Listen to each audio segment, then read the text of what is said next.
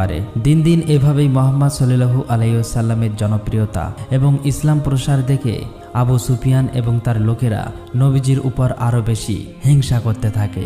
তারা বলে, এবার নবীজিকে হত্যা করব। যেই ভাবা সেই কাজ। তারা অনেক লোক পাঠিয়ে দেয় নবীজিকে মারার জন্য। সেখানে গিয়ে দেখে নবীজির বদলে হযরত আলী রাদিয়াল্লাহু তাআলা আনহু শুয়ে আছে। আবু সুফিয়ান এই ব্যাপারটি জানতে পারলে তখন সে মক্কায় ঘোষণা করে দেয়, যে ব্যক্তি মুহাম্মদ সাল্লাল্লাহু আলাইহি ওয়াসাল্লামকে জীবিত অথবা মৃত অবস্থায় ধরে আনতে পারবে তাকে 100 উট পুরস্কার দেওয়া হবে। মক্কার লোকেরা তখন পাগলের মতো বেরিয়ে যায় নবীজিকে খোঁজার জন্য।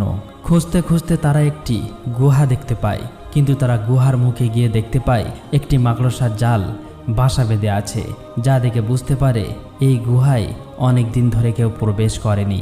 আসলে তাদের ধারণাটি ভুল ছিল। গুহাটির ভিতরেই আমাদের প্রিয় নবী হযরত মুহাম্মদ সাল্লাল্লাহু